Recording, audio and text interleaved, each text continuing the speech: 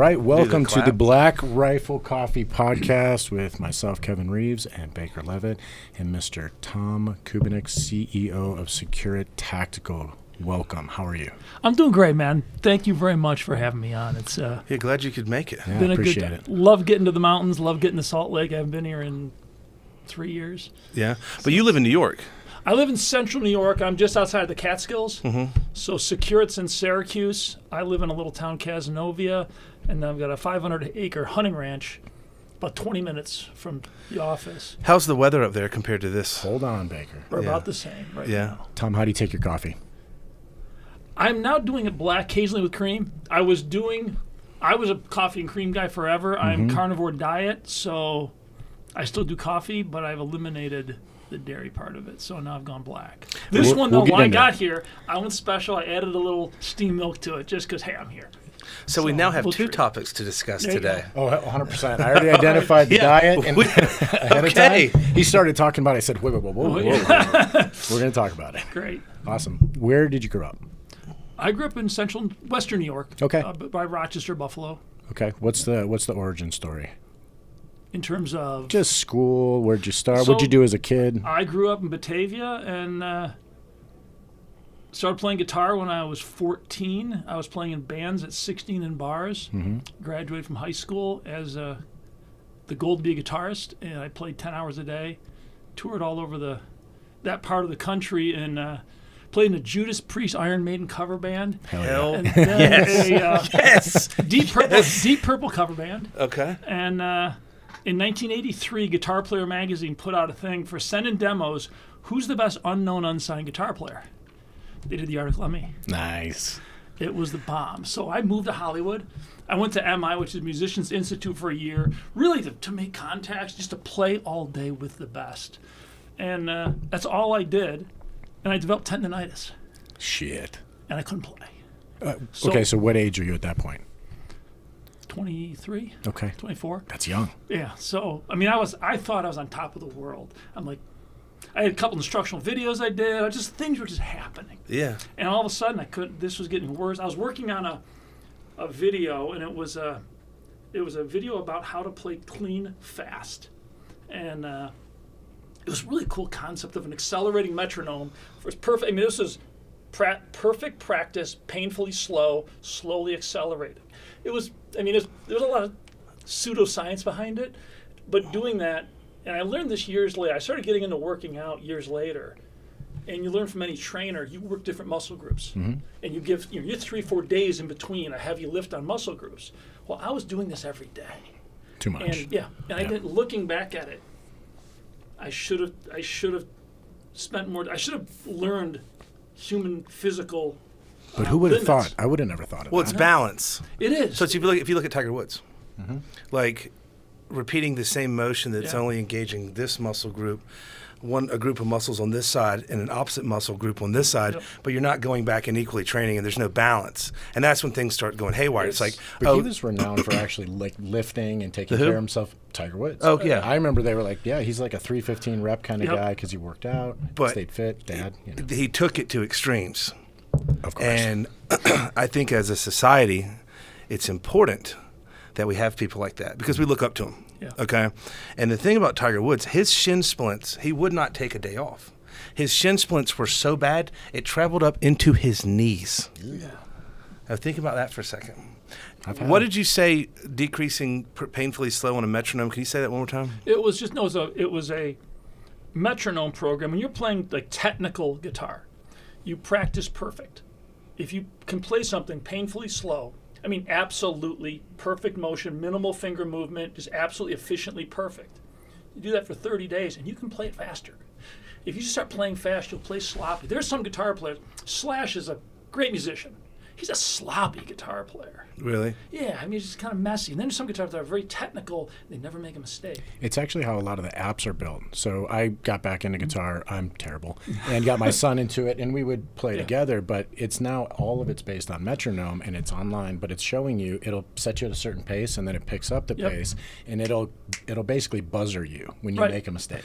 That's what this was. This was an accelerating metronome program, which I actually made. I actually wrote up, and this is before the computer crap. Yeah. I actually wrote a routine in probably Quick Basic that would do an accelerating click track, basically a little home studio. It worked. And I was just like, this is going to be a really cool video. And this at the time, there was on TV, it was called the 20-minute workout. It was three kind of skanky girls doing a stupid workout on TV. I was super into it. And, still am. So this was a 20-minute workout for guitar. If you want to be, this is back when, burners were. The Ingrid Malmsteen, the hold fast on 1 players. second. What he's describing, doing something perfectly every time, really slow, and if you do it that for 30 days, you can get faster. There's a parallel there in your previous job. 100%. Shooting. Oh, Same concept, it's right? the whole, people will say slow is smooth, smooth is fast. Fast is fast, but it's because of that, single well-placed round, doing that perfectly. And then through repetition, being able to execute it faster and as accurately. It's the holy grail. A lot of people don't know this. I mean, I don't get to the range as often as I'd like to. I mean, I don't shoot that much at all right now. But I still do well because, again, at my office, I'm shooting clays. I've got a shotgun in my house. I mean, I go in the bathroom. I mean, almost every day. And there's that motion of your head to the barrel. You rehearse mechanics. It's the law of 10,000 reps. Yeah, exactly. Well, and it's the difference between if I'm off the gun for a while, my fundamentals are still solid. I just need a little bit of time to increase the speed. Yep. That's always the in fact, key. I'm bow hunting, so went to Carnivore because. So, let's get back to the original story so we can get to where we are today, not jump ahead. So I couldn't play anymore. I knew nothing. All I did was play guitar. I mean, like 10 hours a day. My parents kicked me out of the house at one point because all I did was practice, was work on guitar. So what do you do? So I took a job telemarketing typewriter ribbons to businesses because I had no skills and it was a job you didn't need skills for. I was so bad.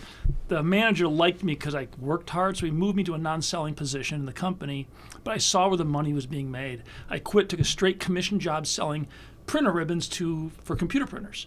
What year was this? This was 1986. Okay. The ribbon. Yeah, remember old printers. And we were selling those B2B, and I was horrible, but I immersed myself in the world of sales and said, I'm going to live or I'm going to die doing this. I'm not going to make $10 an hour. I need to control my future. I slowly got better at it.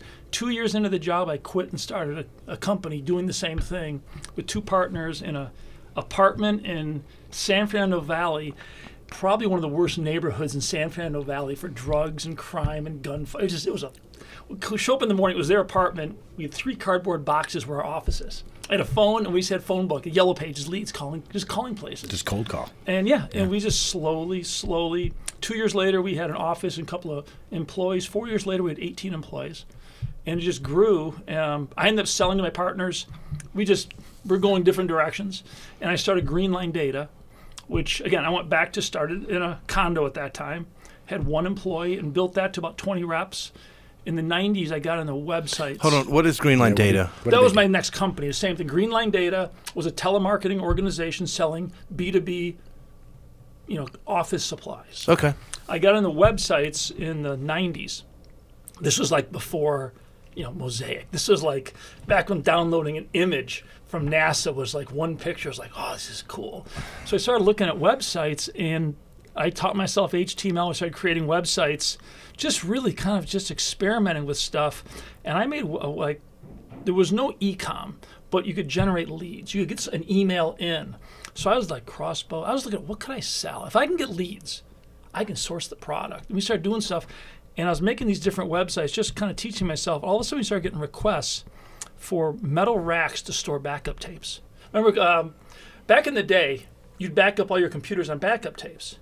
Well, in the 80s, 90s, tapes were low capacity. So like a government, a big business would have thousands of backup tapes. They had these whole strategies for backing up and storing data, and they all went into metal racks. And it was all slot addressable management. You could find your data. It was pretty complex stuff. So we came up with taperack.com, and that website became wildly popular. We became one of the largest sellers of tape racks in the country. And then HIPAA passed the HIPAA laws for hospitals had to lock up hard drives. So what's HIPAA? So people HIPAA listening. is I don't know what it stands for. I remember it was it's medical records. Yeah, it was the laws that stated that there's healthcare information. I don't remember, but hospitals. Healthcare Information Privacy Act. Right. Yeah. They have to lock up hard drives with personal information. So we went to one of our manufacturers and said, "Hey, laptop cabinets." So we started talking, came up with some designs, and I created laptopstorage.com, SecureLaptopStorage.com, Powered Laptop. I had like 31 websites, all back when you could kind of spam it. Yeah. This is before Google. And we became one of the largest sellers of laptop cabinets. And in end of 2001, a guy called me and said, "Can you guys store MP5s?" I'm like, "Sure." I go, "What's an MP5?" I had no idea. My background is not firearms. I could shoot, but I didn't know the industry. He goes, "It's a little machine gun." I started laughing. I go, "Who is this?" He goes, "I'm with the FBI." I said, "I'm sure we can. Can you give me a little time to research?" I said, "I'll call you back in a week." He goes, "Sure." So I call up Steve Moulton, who owned Dasco, the company in Canada that made a lot of products for us. And we had a great relationship. I said, "Steve, I got a call from the FBI. MP5. He goes, "You know what that is?" He goes, "Yeah." He was a gun guy. He goes, "Tom," now they made a lot of security products, filing cabinets for the Canadian government, like classified document storage. Right. He said, "Tom, I'm already talking to the Canadian military. They want weapon racks." I said, "This is cool." I said, so we designed a weapon rack and started marketing it. And he designed it for the Canadian military. We marketed it in the U.S. In 2002. In 2006, USAFIC at the time, that's part of SOCOM, U.S. Army Special Forces Command, we became aware of a solicitation that they were putting out for an arms room assessment. Their armories were failing miserably. Why were they failing? The transition from the M16 to the M4, you went from a battle rifle that was just a common rifle, 39 inches long, to an M4, which is a modular, it's a weapon system. You've got a SOP mod kit, you have 7 to 11 different components, different length barrels, collapsible stocks, all these. It wasn't a standard rifle. And all the racks in existence held 39-inch guns. This is a real struggle. I've seen this. It's, well, even in basic training, so Yeah. in 2001, you'd have these racks. And back then, you had what we called the longbow. That's your long standard M4. It was actually the M16A4. M16A4. Yeah, that was the first modern. It was a quad rail, but it didn't fit in correctly. It didn't fit in the rack. That one almost worked, almost only because it came off the long version. But then when you actually get to your unit, so when I went to the Army, got placed in my unit, same racks early on. And your M4 was basically, it would catch the buttstock and it wouldn't catch the top portion. Right. And they made the mod for the racks to drop it down. So this. And that was a problem for the military. They just sit around and stare at it. Well, now check. I'm sorry to interrupt, but in our arms room, it's not a horrible problem. The arms room is secure. You've got your armor, everything else, but it's just laying on a wall. But when you look at the vast majority in basic training, they take the guns and they put them in trucks and racks a lot of times. So those are moving around. I mean, that's a thing. So why not improve your arms room? I'm assuming that's where some of that went. Improve your arms room also. Well, the USAFIC problem was they didn't just have the rifle. They had all the optics were coming, all the electronics. That's all high-value gear must be stored in an armory. They had no capacity for it. So you walk in the armory, it was a complete shitstorm. It was just a mess. So this solicitation we become aware of. Now, once they issued a solicitation, you can't talk to anybody. You simply do a bid, but still, they haven't issued it yet. When you say you can't talk to anyone, once a formal government bid comes out, you're not supposed to communicate with the end user. It's the specs are out there. I can talk to contracting. Autonomous. And say, I can ask questions of contracting, but all my communication goes through contracting. It's tough to get stuff. Okay. So it hadn't been issued yet. So we scheduled a meeting with a colonel down in Bragg, just to learn more. SecureIt is a 3-person company. Greenline, it's still part of Greenline Data. Greenline Data was my telemarketing business, still running, really doing a lot of tape racks, laptop storage stuff, and SecureIt was simply a brand within Greenline. So we go down. Gary Myrick was my number 2 in the company. He looked like an operator. He looked like a trigger puller. He wasn't, but he looked the part. He spoke military well, so it was a great asset to have with me. We walk into this guy's office, and I just said, "Hi, Colonel. My name's Tom Kubiniec with SecureIt. I'm considered the leading authority on small arms storage and armory design, and I think we're the company to do this for you." And Gary just looks at me, and we had a great conversation. We left, and he goes, "What the fuck was that?" And what do you mean? He goes, "Leading authority." I said, "Gary, nobody knows this space. No, there is no company doing this. There's no authority. Claim it." He's like, I said, "Look, as far as he's concerned, I am the leading authority. There's nobody in the world that can tell me I'm not." I go, "But now, Gary, we win this, we got to be the leading authority." And so our bid, we were up against like Harris. I mean, these are big defense contractors. they're bidding like, those guys bid $2 million, but there's nothing. Our bid came in at probably $350,000. Decent. We made some money on it, not a lot. We made enough. What was that facility? What were they buying for $350? So what they bought was, I spent the next 18 months traveling all over the country to every Special Forces armory. Sat with the armorer, interviewed him, talked to him, watched the workflow, photographed everything, detailed what the weapons were, detailed what the gear was, measurements, all this stuff, and just basically spent time in all the armories. And this is access a civilian does not get. How'd you get access? They assigned us like an attaché. He was a corporal who traveled with us to all the armories. He probably stood there and made sure that the pictures didn't actually show serial numbers There or capabilities. There were certain rooms within like CAG, within some of the groups that we were not allowed in. Right. I mean, basically, if they're modifying foreign weapons, we don't get to see that. Right. So, but we saw enough. But during that contract, I became the leading authority. That's when I learned. I mean, we just cut our teeth. And just before that was ending, we came up with the SecureIt Tactical Weapon Storage Platform, which was the new storage solution, which we introduced. We did our report, presented the report, and said, guys, we think we have the solution. And we weren't sure if they were going to love it, hate it, or laugh at us. We came up with it. What they were using was their solution to fix with all the changes was a modular rack with interchangeable parts. It had 75 different parts. Oof. So you had M2 bracket, M4, depending on the weapon, you had the brackets. System works perfectly until until the weapon list changes, 6 months down the road. Now the brackets don't work. Well, they never buy new brackets. They just make do with what you have. And the racks slowly get worse and worse. Our solution was one moving part that would hold an M4 to a Mark 19 to a 50 cal up to shoulder launch systems, adjustable on the fly by the armor. So it doesn't matter what weapon he has. He walks up to the rack, adjusts the saddle, rack goes, and it goes in. For gear storage, we use plastic bins that they sell at Home Depot. We called it Home Depot development. We were the only people that made a non-proprietary solution for the military. Our saddle system was patented. But the rest of the system, buy it from us, buy it from Home Depot, steal it from your motor pool. We don't care. What we're trying to provide is a tool that your armorer, locally or downrange, he can source materials to solve storage problems. And that was 2000. We officially launched Cradle Grid system in 2008. So that is the Cradle Grid system. Yeah, Cradle Grid system. At that time, it was called the SecureIt Tactical Weapon Storage Platform.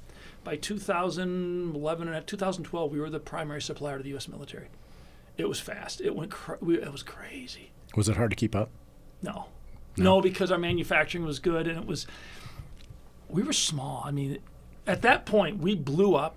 We were hiring people. I bought a plane. I was flying all over the North. I'm a pilot, so we were flying all over. It was awesome. a bomb. Sequestration hit under Obama. Now, this was not. I'm not an Obama supporter. His policies. Sequestration was a congressional mistake. What is sequestration? That was when, to get a budget through, the Republicans, I think it was Republicans, I could be wrong on this, but they put in this clause that if we don't have a balanced budget, there'll be forced military cuts that were so deep and so painful that we will always have a budget because we'll never let sequestration hit. They put in a clause basically to agree with Democrats, or it was a bipartisan solution to we don't get along. So, okay, down the road, if we can't solve this problem, sequestration forces military cuts so deep that we don't want to make them. And I figured that would prevent them from not being able to do a budget. Well, the time passed, they didn't have a budget, sequestration hit. And my company, we were rock and roll. We went 5 months without getting a single order. It was a big thing. It hit all the way down to the soldier. Oh, yeah. What year was this? I think it was at 2013. It was early, but it affected us. I think it was 2013 is when it really crushed us. 2013, you were a PJ? I was still doing guard stuff. Yeah, so you weren't a Ranger. No. That was 5 is when I. Yeah. So we 5 months without an order. So I'm watching every 2 weeks my payroll gets made. My rent, all my stuff. I'm just watching my cash bleed. Sold my plane, laid a couple people off. We're just. We're going to come out of this, and it just kept getting worse and worse and worse. And I'm a member of a Vistage group, which is a CEO peer group. We all help each other. And so we met once a month with those guys. They all thought I was going out of business. They thought nowadays, you're like, Tom, we all thought you were done. And I got to a point where I'd sold off every asset I had except our house. We had a nice house on a lake. My wife and I were like, we started looking at little farmhouses because I could sell the house. That was the last thing I had that could generate cash. And I had the company down to 4 people.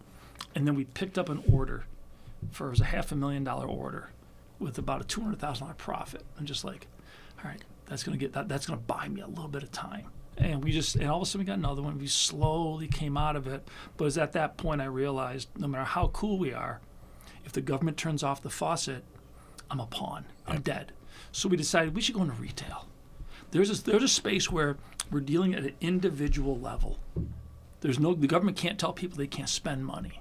So we started looking at taking our system into retail. And when you flash forward to today, retail is 87% of my business is retail. The military market right now, it's hard to get an exact number on it. It's between 7 and 13 million a year. The consumer market is 600 to 800 million a year. Why didn't I see that? Why didn't I see that in 2006? Because you didn't need to see it at the no, time. You see it's those blinders. Do you know how many people have sat in that seat and had similar stories? Like Evan Hafer, for example, you were selling assets. Evan was selling guns. Yeah. To pay credit card bills and stuff. Yeah. Brandon Maddox had some stories like that where he thought he was done. We had him in here, and it's one of those things where like as a society, as a country, like I remember the .com boom and the .com bust. Oh yeah. I remember the real estate boom and the real estate bust, and now we're dealing with what we're dealing with now. Yeah. So every 8 to 10 years, something comes and hammers us as a country. Yeah. And it's funny because we all have amnesia to a degree, and we don't remember the previous things that happened. It's gonna, you get blinded by success, and you're not thinking about that. You're focused on doing the task at hand. Right. Well, I also think that you get a little bit ancestral, especially like military members that were focusing on some sort of entrepreneurial thing. Like I've had ideas that would apply to the military, but I learned real quickly. I had this belt design a long time ago. So I take a belt, cut it apart, then I try to source the material, and I realized that I'm going to pay $1 a foot, but Blackhawk is going to pay 10 cents a foot. So to get into the industry is very difficult, number one. Number two, having the bandwidth to do it. But number three, once you get into special operations and you see the money that's spent, you naturally think man, if I have something that I can provide to the military, there's always going to be a source of income to continue to pay for that. It's not natural to think, they're going to shut the faucet off. No. You just don't see our government, our military that way. And that's what that time frame was. It was brutal. However, again, when your back is against the wall and you have no choices, you start looking differently. And that's one of the challenges I see with government policies that keep putting bailouts in place. I mean, you need to let people fail, let people struggle. It's at the time of the hardest struggle that the best creativity, the greatest solutions come out. When people, people against the wall. Or there's always, I can't think of the name of the book. There's a book out there about, it's a Lenciani book about how companies can rally during a big crisis. So how do you create a mindset of crisis just to keep the company rocking and rolling? But it's that we got to let people do that. So we went into retail, and my first thought was, okay, we came up with a simple solution that was integrating our product as conversion kits for gun safes. Pretty easy. We brought it to market pretty quickly. I hired a guy as to manage retail. He was local. He had a lot of experience in apparel. And he actually got us into a lot of places. We were in Bass Pro. We were Tractor Supply. It was a lot. I mean, these are big retailers.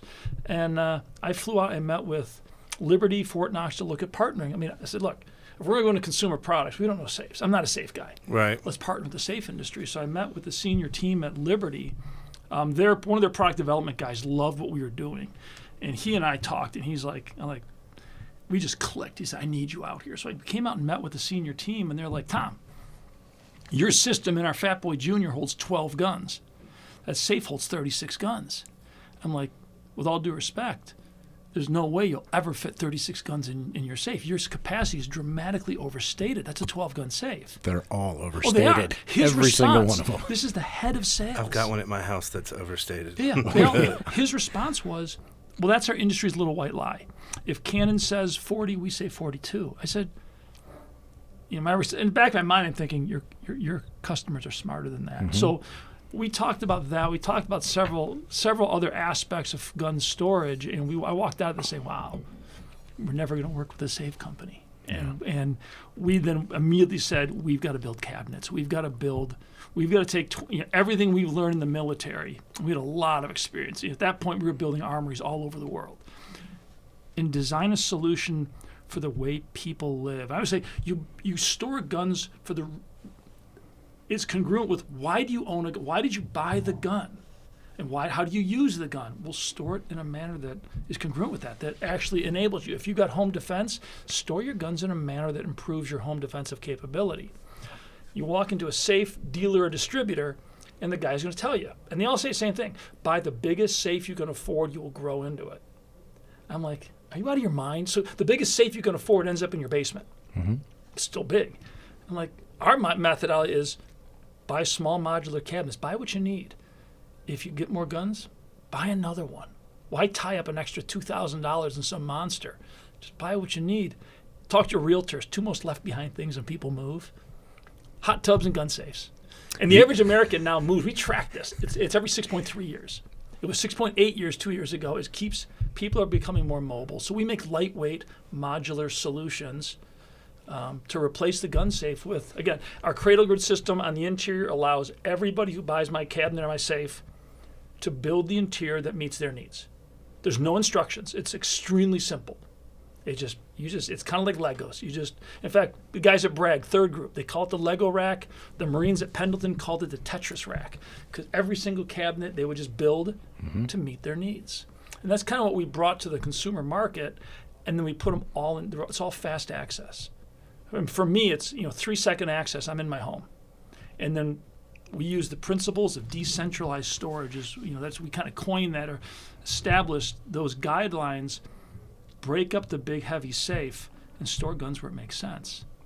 So there's a whole methodology. There's a whole methodology to where and why you store firearms. And a lot of people don't realize what's the most secure room in your house and what's the least secure room in your house. So funny you should say that, because I had different devices all around the house. I like a pistol in every room. They're all the same, white light capable, with a holster usually outside of the safe so I can grab it, put it on. I had the giant safe in the basement, bolted the whole thing for all the other guns. Right. You'd be so proud of me, but I had to use every PJ skill that I had and some Egyptian skills with some pipes, some like moving blankets and whatnot to slide this 1,000-pound safe out and get it into a dude's. I literally built 3-to-1 on my deck just to get it off the ground and then swing it and put it in the back of this dude's Tundra. I did move my own safe. But then there's a whole industry around moving safes. And again, to move a safe, it's terrible. When you move your house, like you hire United, one of the big moving companies, they won't touch a safe. Nope. So you have to hire a local safe guy to remove it from the house. It's half the price of the giant safe. And then you have to hire a trucking company to truck it to your new house, and then you have to hire a local safe company to reinstall it. So you're into 1,000, depending on how far you're moving, or a lot more. Yeah. So if you move every 6.3 years on average, why buy a big heavy safe? And then again, the safe industry wants you to believe that weight is security. Weight is drywall. Our cabinets are the same gauge steel as safes. And to prove my point on security, and this is really the whole security aspect of gun storage is based on, UL rates safes. And that goes back to the 1800s. UL was created by the insurance industry to rate electrical components. When America went electric, the fire insurance industry went crazy. They were so worried about fires. They created UL to certify electrical components. And every extension cord, every piece of gear you have that plugs in has that UL rating on it. They still don't exist today, but they also rate safes, from little safes on up to bank vaults. The gun safe industry in the 70s, that's when it really launched. Insurance said, what are these? We need a rating on these. UL, we need these rated. So UL tested a bunch of them and created the rating, RSC. Anybody can open a gun safe, look on the door. Class RSC, residential security container. What's missing? The word safe. UL statement, we will not allow the use of the word safe because these don't meet the minimum performance to be called a safe. The class rating by UL states, your RSC cabinet will block access from one person for 5 minutes with a pry bar of less than 18 inches, a hammer of less than 5 pounds, and a small hand drill.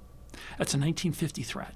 Think about it. That's like a guy with a little mask on and a screwdriver. I mean, he seems when you listed it, I think, well, he's unprepared. If he wants those guns, he's unprepared. But that's the rating. So the safe industry now, when you look at advertising, it all goes to the door. Plates. You want high security, corner bolts, hardened steel bolts, extra bolts, hook bolts. You've got drill plates over where the lock is, you can't drill it. They got full plate doors, all this stuff on the doors, which makes the doors very heavy, so you fill the safe with extra drywall so it won't tip over on a little kid when you open the door. I'm a thief. I'm going to break into your house. On the way, I'm going to stop at Home Depot and buy a carbide steel blade for my 1987 circular skill saw I bought the year I got married. The blade's $22. It's used in the concrete industry for cutting rebar, up to 1-inch rebar, all day long. I'm going to go to the side of your safe. I don't care what brand. I don't care how thick the steel is. I'm going to cut about an 18 by 18 inch hole in the side of your safe. It's going to take me about 20 seconds. It's at the rate I can cut plywood. We have videos. I took a Fat Boy Jr. I walked around it, and I cut the safe in half in a minute, 18 seconds. and again, I'm not trying to be a dick. People like me, I got blown up for that. No, be a dick. That's And my safes are not saw-proof. You can cut my safes too. But my safes are shallow, small, so you put them in places where thieves don't look. And we have this and there's so much data on this, it's easy to do. If you actually spend time to look at crime data, and it's readily available. Thief breaks into your home, it's during the daytime, they go into the master bathroom, master bedroom, home office, den, dining room, they're out in 9 minutes. And boom, that is the bulk of all break-ins. They want prescription drugs. If they don't get those, they're looking for a valuable. They go in for silver. They go for electronics. They're out. The minute a thief finds something of value, they're gone because now they've won. Anything more, they're just putting time in the home is time at risk. So the minute they find something, they're gone. So we look at weapon storage or gun storage in a home. You sleep in your bedroom, you're vulnerable. One firearm. If husband and wife both are shooters, one gun per, fast access. Whether it's, I use an AR-15. I have a fast box under my bed. That's just I'm not a handgun guy. I don't train enough. I'm proficient with an AR-15, so I'm comfortable. That's what I use. It's magazine. It's racked, ready to roll. Next, I look at kitchen. Thieves ignore kitchens. Now I've got a pretty good gun collection. My kitchen pantry's got enough size to it. I've got an Agile cabinet in there with 6 guns, part of my collection. One of which is an AR-15 racked, ready to roll. Also an exit point to the home. So I could arm myself, get out of the house. I mean, people all want to be Rambo. Armed, get out, avoid the conflict, call the police, let them deal with it. I don't want to shoot somebody. I mean, if I'm being shot at, you return fire, but I'm not looking for that. I don't want to. I mean, I'm not a fighter. I'm a guitar player. I mean, everybody thinks like that whole thing of like, defending your home. The reality is I don't want to firefight. I have a whole plan for this. Yeah, so you pray for this to have like, please let today be the day. After your kitchen, closet next to your front door, coat closet. Nobody looks in there. It's just coats. I've got an Agile in there. I got some lever actions. I've got a pump shotgun with something in the tube, and I've got an AR-15. Somebody's at my front door. I look. I don't want to let them in. They decide to get aggressive. Again, 3 seconds, I'm armed. Den. Small, fast access handgun safe, something in a den. Again, not a lot of firearms. If you got a guest bedroom, take that room and just put a made bed or strip bed, bedside table with a lamp, piece of generic art in the wall, and a chair. Nothing else in the room. In that closet, I've got a wall of my cabinets. That's where the bulk of my collection is. A thief is running the house, spending a little more time. Guest room, they're not going to waste their time. Now, by decentralizing, I'm going really fast. We got more information available on that, but when you decentralize, a lot of things happen. If you're gone for 2 weeks and they know it, and they're spending the time to run your house, if you got a big safe with all your guns, they're going to open it. A safe buys time, but I can break into them really fast. A pro shows up, he's going to open your safe in less than a minute. And you're going to lose everything. When you decentralize, and they got time, they're going to find one cabinet eventually. Mm-hmm. And they're going to steal the contents, and that sucks. But the minute they've got something of value, they leave the house. They're done. So maybe you'll lose a few guns, but you don't lose your collection. Secondly, with a fire, if you got a fire in your home, I mean, fire ratings, we just posted a video. We cooked off a safe. I got to know. 75-minute safe. Yep. American-made safe. My estimate was 12 minutes. It went 20 minutes. to 20 minutes to 400. No, 350 is a test. We were at 400 degrees. We put the fire out. The safe continued to 600 degrees. The rating systems, and we make the true safe, which we can talk about that. It's not something we market heavily. It's a real cement-filled safe. It's so heavy you'd never use it. We made it to prove a point. This is what a real safe is. A drywall safe goes to a test facility.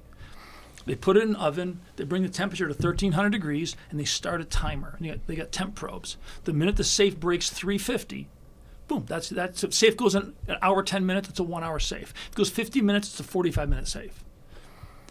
You're home baking pizzas. You got your oven at 450 degrees. You can put your hand in that oven and hold it there. I'm going to say you can go close to a minute at 450. And your hand's going to slowly warm up to the point you're going to have to pull it out.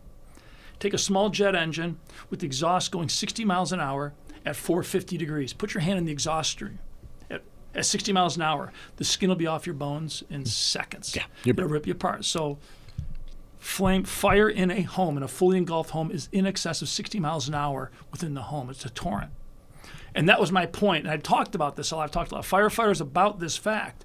They always say gun safes do never survive fires because of the convective nature of heat. Mm-hmm. So we built the burn room, called the burn box, and we cooked the safe. It went 20 minutes, but it was so small, we just couldn't make it big enough. You didn't get the violent torrent of air movement that we wanted. We still proved our point that gun safe fire ratings are nonsense. The other side of it, though, that people just got to realize, because we don't make a fire rated safe. We don't. Well, nothing we do is fire rated. The materials they use are very corrosive. We can talk about that if you want to. But if your guns are in a fire, everybody who owns firearms should have insurance. If you have insurance on a fire, if your guns are in a fire, the insurance company's going to buy them all because you're never going to shoot them. Hardening steel changes at 350 to 400. Mm-hmm. Annealing changes at 650 to 700. Do you know how hot the guns got? If you got all black guns or chassis guns where there's no wood, mm-hmm. you open that safe, now the guns look okay. But do you know?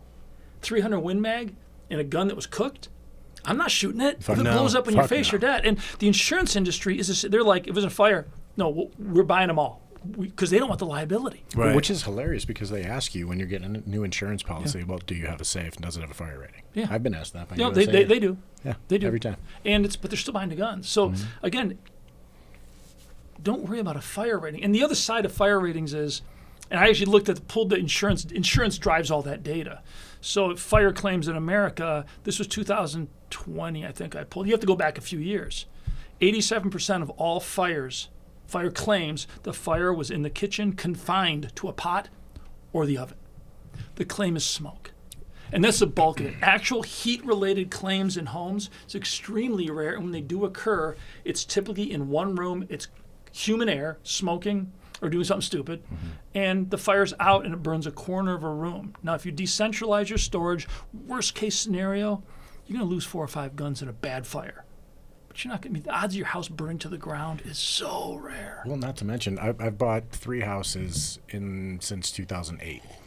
The first 2, nothing. My most recent one, which was about 2 years ago, and in Washington State, the wettest place in the entire country, every new home has fire suppression. Yeah. Every single one. And I don't even want to say new. Probably with the last, 4 or 5 years. Yeah. I looked at them like, what in the fuck is in this house? Like, what's required? You have to have that. My previous home was built in 2008, I think. Yep. Nothing. In Colorado, where shit burns. Yeah. So very interesting. America's becoming more and more fire safe every year. You watch that. If you look at the data on fire claims, it's going down every year. But the notion that you need a fire rating, you're being sold that by safe distributors and dealers and manufacturers that spend more money for a fire rating, but what do you actually protect? Now, if you're protecting documents, buy a document safe. I used to, in Green Line Data, we sold data safes, document safes. It's a different methodology of how they actually use a moisture liner that floods a safe with steam and holds that safe at 210, where that pressure difference between where water converts to steam to 12 degrees, there's so many calories of energy you absorb doing that, and that's how they work. But in firearms, don't worry about it. The odds of a fire are rare, and if your guns are in a fire, you're not going to use them anyhow. You're going to replace them. If you've got truly valuable guns, build a gun room, fill the walls with aircrete. Do they use aircrete here? It's injection. It's foam injected cement. It's insulation. They fill it between the studs. I've seen it. Yeah, the I've also R seen value. your safes, by the way. The R value on that is crazy. Yeah. And then the worst part of fire ratings is the materials used inside a gun safe are banned from use in armories. They're banned from use, and we do a lot of museums. They're all banned from use. Drywall is corrosive. Inside drywall, they use formaldehyde as a dispersing agent, highly corrosive. Then drywall contains pyrite. It's in gypsum. Chinese drywall has a lot of pyrite. U.S. has moderate. Pyrite by itself is not an issue, except it's coated in bacteria called ferroxidin bacteria.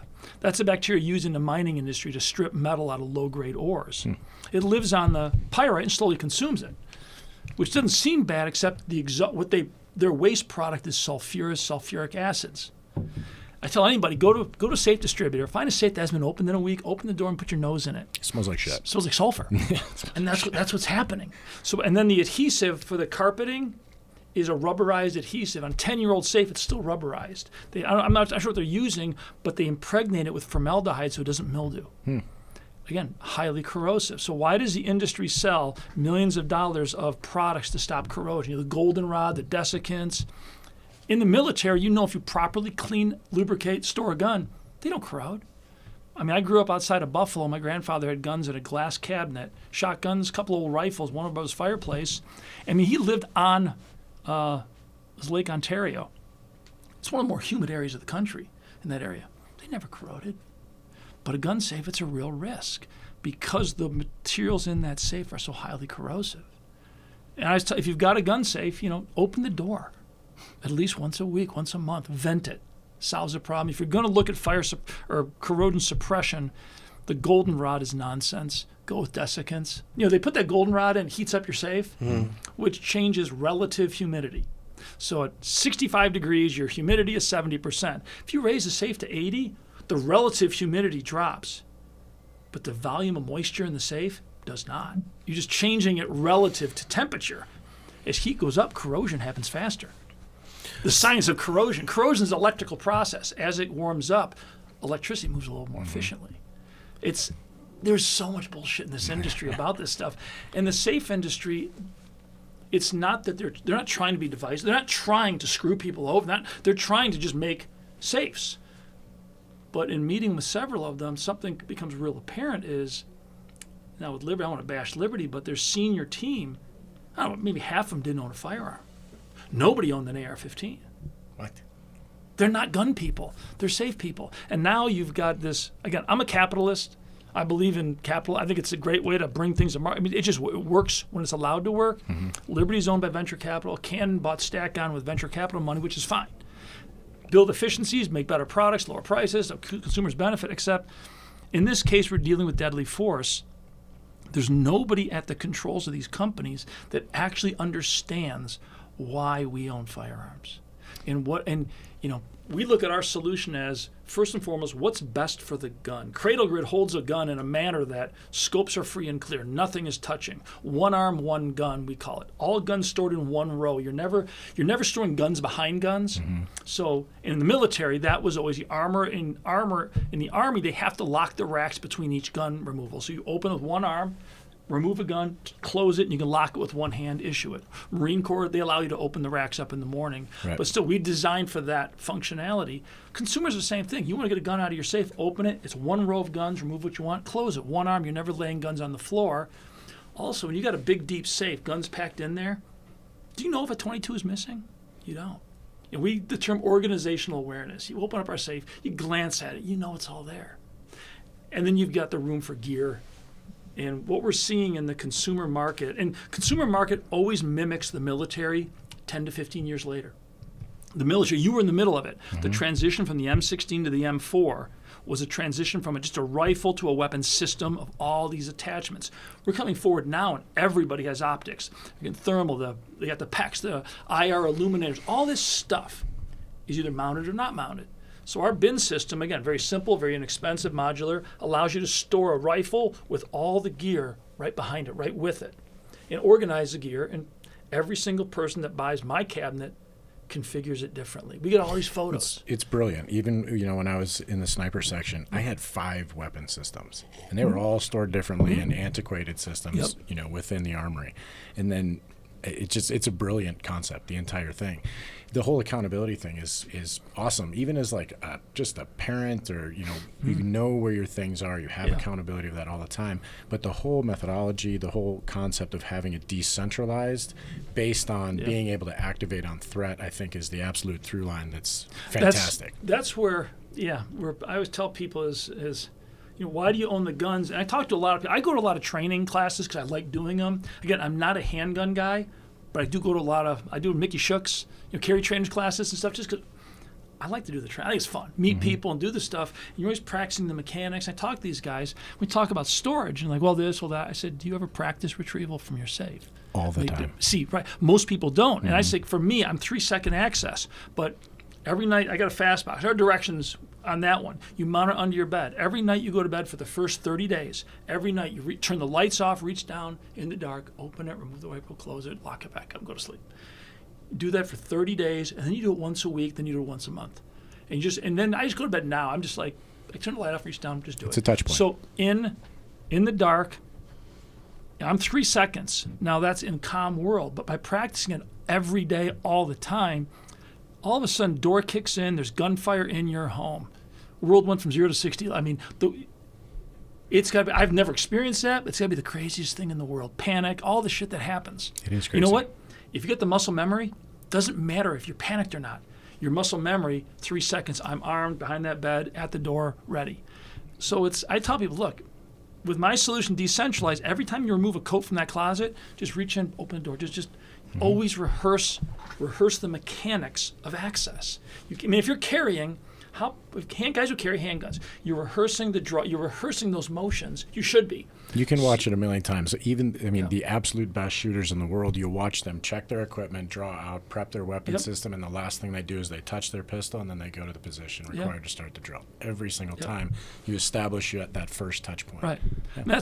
We consider our solution is part of your home defensive strategy. It's not, a safe is a box that you go and put your guns in to poof them away. Our system is just to secure them where you need them. It's a different, The company's stated goal is to change the way America thinks about firearm storage.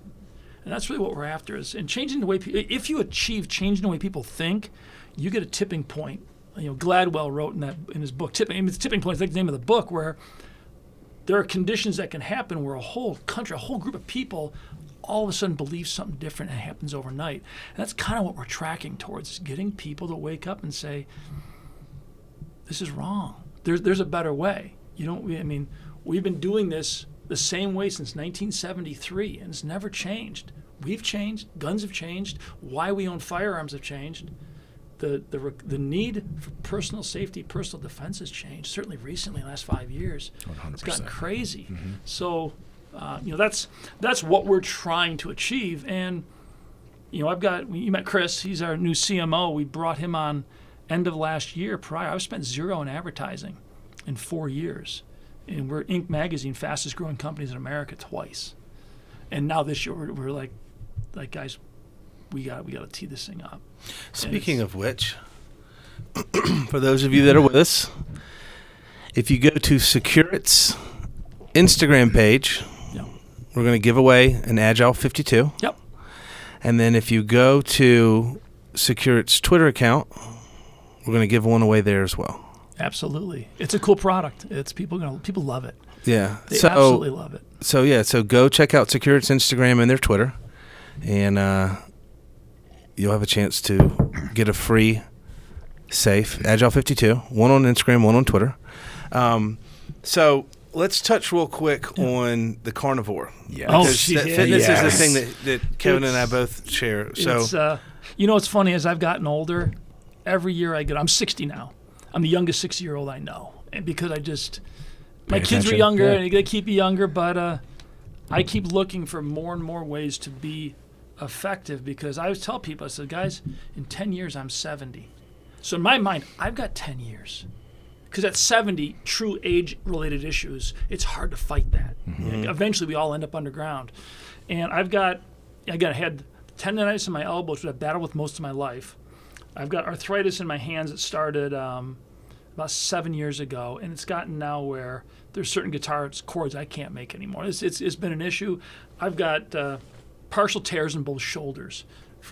I was rock climbing for a few years back in the 80s, and I kind of screwed things up a little bit. But so I managed it through working out, but in the last 5 years, it started getting worse and worse. I'm an avid golfer and avid guitar player, and I got to a point, I haven't played golf in a year and a half, and I can't swing a club. Mm-hmm. I can't shoot a bow. I haven't been able to bow hunt in 5 years because of my shoulders. So went to every specialist you can go to and really realized that unless they can cut it, sew it, hit it, they don't have the answer. No solutions. No, it's all based on wait till somebody breaks and then sew them back together. Or treat a symptom. Don't treat the cause. That drives me insane. So I just started doing my own research, and I don't remember how I got to Carnivore, because I was looking at, I was just researching inflammation, causes of inflammation. I was like, what are the foods? So what are the foods that cause inflammation? I avoided certain foods. I really wasn't doing it,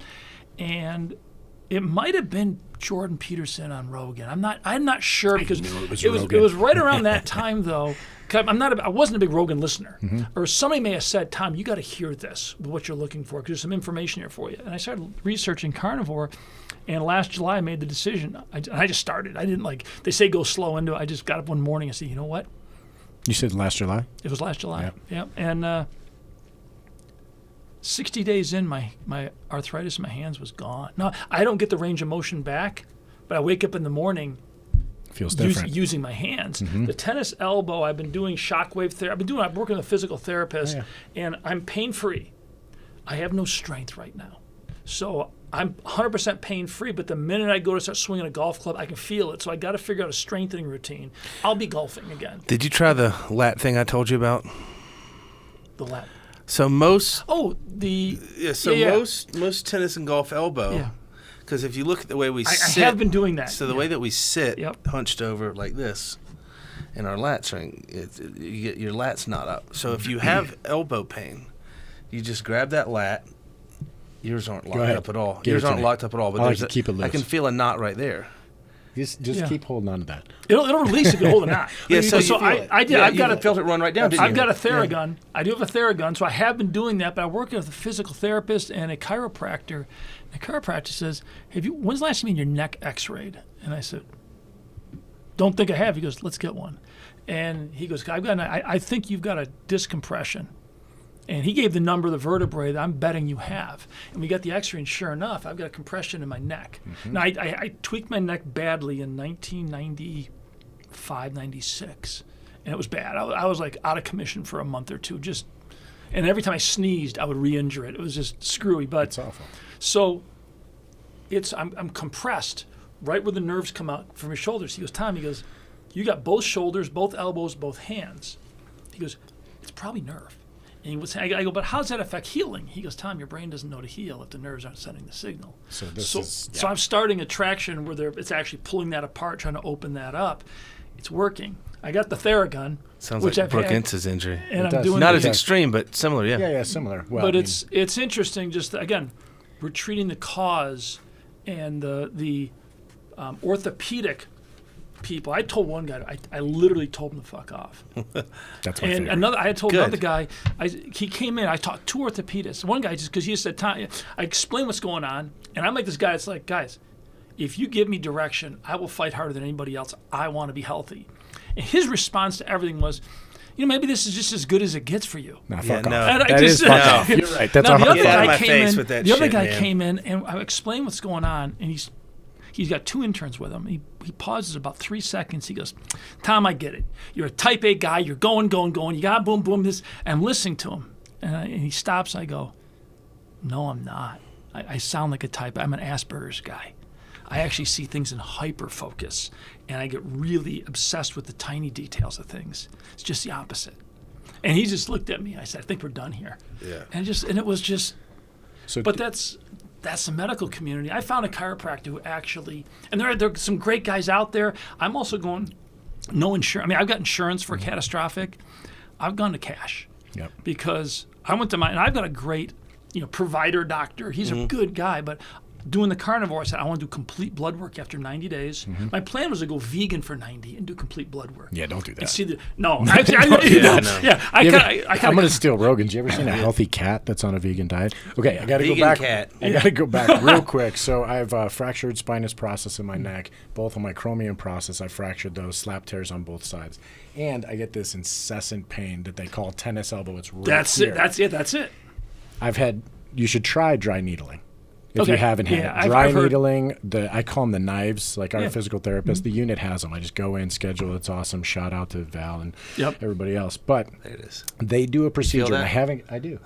I haven't got it done yet, but one of the guys that, it's a long story. We probably shouldn't talk about that one. There's a certain point in your elbow. It's called, I can't remember, and it's where your nerve passes through your radius. And they're able to go in with lidocaine, I think, and saline, and they inject, and it basically spreads it out because they get a little intertwined. Right. And it'll cause It breaks all it up. that pain. It breaks it up, and then it allows it to move freely. That's what a shockwave. You know what shockwave is? You can do it manually. Yeah, though, I'm saying. shockwave does that. It hurts like a son. I mean, the guy doing it is killing me. I'm like rolling up in a ball, and he goes, Tom, like, I got to get close to the spot that's really gonna hurt. Yeah. I said, do it. And he and It'll make your palm sweat. It's You know who could It cure works. all your problems? He's located here in Salt Lake City. who's that? His name is Dr. Craig Bueller. Craig Bueller. So Craig Bueller, he does Chinese medicine, physical therapy, chiropractic, everything. He was the sports physician for the Utah Jazz for 22 years. So when Evan's daughter jumped off the bed and landed on his neck and sprained his spine, like Evan was in a bad way, and I was like, go see this dude.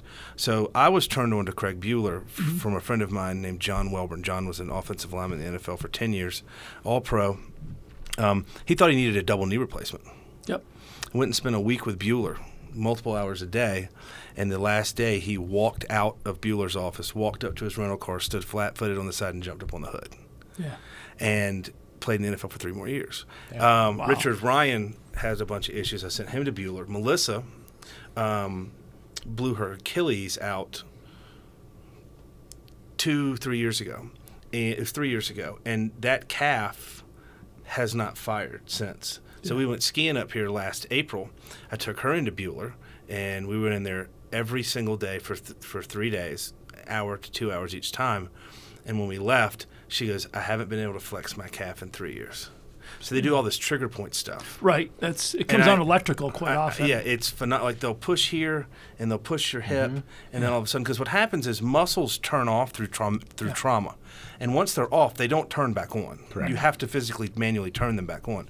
So I would highly recommend looking up We'll talk BUEHLER. after this. I'll Yeah, get the information. But it's interesting. I talked to in fact, my chiropractor. He says, Tom, he goes, remember, he goes, the natural state of a muscle is contracted. Like if you cut your Achilles, you snap it, the muscle contracts. Yeah. Rolls up. Your brain, your electrical system is keeping them long. He goes, so Tom, if you've got if your nerves are being compressed, it's possible your arms are just tight all the time. That's why your tendons are so. I mean, again, I'm not in pain, but the minute I start using them, I said I got to stop. It is this motion. That It's- I've got shooting. yeah, And yeah. I'm like, fuck, I got to work on that You know, thing again. what used to kill me. I used to play a lot of darts back. There was a point when I think every guy at some point in their life plays a lot of darts. Oh, Yeah. And I do that, and then just that motion of throwing the darts. The next day, I was like, Damn.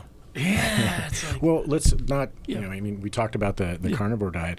The elimination through that particular Yeah. diet or, variations of keto or whatever, it feels different. And people don't realize does. it's systemic.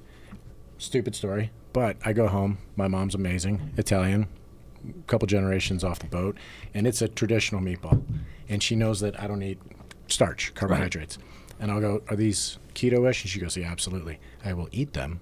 And she is a liar. yeah. Immediately. And you know. the first thing is my hands. Yep. My hands, my vascularity looks different. My hands are It's- tight. I mean, it is immediately, but it's systemic. It's your intestine, everything It's- inflames. There's so many benefits to getting away from the carbohydrates for your your body health. gets used to eating vegetables, and you're fine with it. But when you go off them, like when I went back and I was in Europe, I said, I'm just going to enjoy myself and not worry about it. And really, I think it was drinking beer and having, bangers and mash and all this stuff. Yeah. And all of a sudden, the reaction is worse than before you started the diet. Yes, you're more sensitive to it. Because your body is not prepared for it. But the other side is the for people who want to try this is do research on electrolyte balance, because that's the diet. You'll fail easily because your digestive system can get really screwed up. And for me, it was really understanding, pink salt, Himalayan sea salt, which is really high in potassium, and then mineral supplement and electrolytes. And once you kind of figure that out. Well, it's important to say out loud, sodium, potassium pump. That's the thing that makes your heart function. It is. So don't fuck with it. Maybe talk to your doctor if you're not in a healthy position right out of the gate. I was taking medication for high blood pressure. Not anymore. And I still am. A little bit. But here's the path for me. All of a sudden, I go in for a checkup a couple of years ago, and my blood pressure is like 156 over around 105 or something. He goes, that's really high. I said, it's got to be an anomaly. I've never had high blood pressure. He goes, come back in 30 days. He goes, go easy on salt. So when I came back, it was still high. So he put me on a light beta blocker, and which had me down. I was shooting 138s, 135s. I take my blood pressure daily. I go on carnivore diet, and I'm 110 over 70. Like, boom. And a lot of that is, when you first start carnivore, you don't realize with vegetables, with the toxins in vegetables, your defense mechanism is water weight. Carbohydrate, too. Right. A lot of times you'll lose 10 pounds. I lost 10 pounds really fast. Oh, on just carnivore? Water. Yeah. Well, just I lost 11 keto. pounds in 5 days on carnivore. Because it's amazing. So, and losing that weight, my blood pressure is low. Now, the problem with beta blockers, once your body gets used to them, it's almost impossible to get off of them. So I didn't go off of them. I've got an appointment coming up at the end of this month where I'm going to say, look, what's the strategy for this? Can I break them in half? I don't think I need them. And I just want to talk. I don't want to talk before you just do some shit. I don't want to screw around with high blood pressure. Yeah. And but it is. There's a good and a bad to it in that shopping is so easy. I mean, I'm a hunter, so I try to hunt. I've tried a lot of game, but I buy a whole rib roast. It's $200, big, and I cut my own steaks. I get up in the morning, steak. I bring one to lunch. It's so easy. Have you ever tried fasting in conjunction with carnivore? Unintentionally, and that is when I travel. I'll go, like when you're flying and stuff, you just can't get carnivore food. It's just carbohydrates. That's all they have so available. I'll go all day without, but my weight loss has been so quick. One thing at a time. Yeah, it's interesting. There's other benefits to fasting. Absolutely. But really, if you're eating carbs, fasting forces your body to burn up all the glycogen and kind of reset. When you're carnivore, you really don't have you don't have that issue. Your liver's not full of glycogen, really. It's one of the things that's interesting about carnivore is the degree of satiation. Absolutely full. And you eat till you're stuffed. Yeah. But I'd eat 2 ribeyes. Yeah. 2 ribeyes a day. And like I remember towards the end, like I did it for like a week or so, and I lost like 11 pounds in 5 days, water weight, bloat, whatever you want to call it. And I just remember thinking, like on like day 4, I was like, man, I don't think I can eat this second ribeye today because I'm so full because of the fats. But one thing that was really interesting was like, did you notice your sweat's different? Like the sweat. I sweat all the time. No, but my sweat seemed much cleaner. It was strange. Like I didn't notice that. I did notice. Did you notice you don't sleep as much? Yes. Now I've always been 6 to 6.5 hours of sleep. I live on 4 to 5 hours of sleep. I'm waking up at 4 a.m, and my wife's like, "Honey," and I get up and I feel good. 7 o'clock. I mean, I go to bed at 9:30. I go to bed pretty early, but I never yawn. You never you eat a big starchy breakfast, you have a big lunch, and there's that 11 o'clock diet, and there's that 2:30 where you're sitting at your desk and you're like zoning. Well, we're not designed that way. So I've been saying this for years, and obviously there's actually white papers and research because I'm a professional at bro science, which is just try it and see what works for you. So I've been doing keto shit on and off for a decade, and I've found what works for me, and it does not work for everybody, period. But when we were cavemen cruising around, you'd hang out with your tribe and you'd hunt an animal all day, which means you burn in those calories, but you didn't necessarily have those calories. You didn't have that meal, and then you'd get it, and what would you do?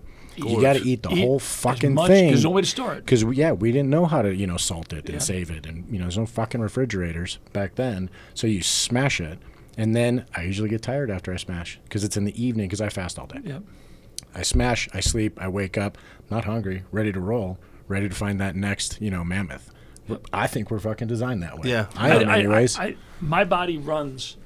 The only time I get goofy is there's times when I know my electrolyte balance is wrong, and it feels kind of like, you're like 2 days after a bad drunk. It's not hungover, but you feel different. Dragging ass. There's something weird about how I feel. I know it's different. So I just take sodium, did a little pink salt. I've got a bottle of keto chow. Is that what it is? I don't even, Yeah. that stuff. Yeah. It tastes like crap. Just take a swig of that, and it changes quick. Yeah. Every morning I drink whatever that is. I don't know, 16 ounces sea salt and lemon juice. Yeah, I do. Amazing. I take a big bottle of water, big cooler I have, and I put in half a teaspoon to a teaspoon of sea salt, shake it up, and that's my water for the day. So I've always got some sodium. So I had a bad habit of just drinking coffee, and then I hydrate well, like a gallon a day. That's not even a problem. But nobody really thinks about, or a lot of people don't, that's your longest fasted window from hydration.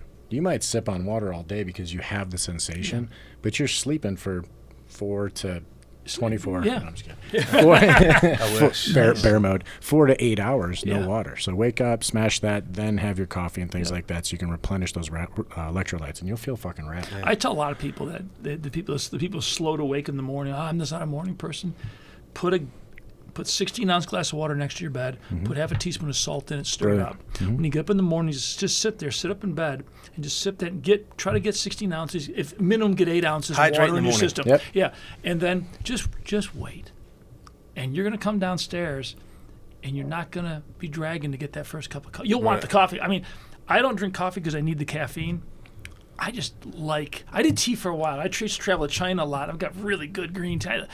There's something, It's the process. it is, but there's something about curling up with a cup of coffee that feels good. It's the like best. It's like a campfire. Yeah. I love the whole thing. My kids they're so mad at me. I'm like, you guys remember how to do the Chemex? Because I expect you to prepare it for me. They're like, Dad, we've heard you so many times. Right. I like it because it's just part of it's just get the day started. Yeah. First task accomplished. It is. 100%. It's Because I refuse to make my bed. Because McCraven said to make your bed, I will not do it. Melissa does it, I will not do it because of Well, as long as it's done. Yeah. I think that's the takeaway. If my wife's gone, she's traveling, I make the bed, but I do a little looser. Yeah. I just throw the sheets up. And It's not art. I'm up at 4. It's not an art. No, an art you're exhibit. right, but it's there's Tom, this is fascinating to me. Yeah. The whole thing, I mean, I'm a gun guy, gun solutions. It's always been a part of my security for my home and my family and everything else. So I was super entertained and educated, which Very is educated on this one. I love it. And I geek out on that shit big time. I really appreciate you coming out. Where can they find you? just Google SecureIt. Okay. It's the easiest thing to do. Google my name. It's and we're trying to be all over the place. We're a lot of places. We're getting more, but the simplest is Google us. We're out there. Yeah, all right, and Tom's going to play us out with. No, I'm just kidding. He'll Yeah. bring his guitar this time. So go to SecureIt's Instagram and Twitter and Facebook, and we're giving away an Agile 52 when this episode drops. So go check it out. Awesome. Thanks you so much, much, guys. Appreciate you. Thanks, Tom. That concludes today's training. Any questions? Woo! Drum titties, boy!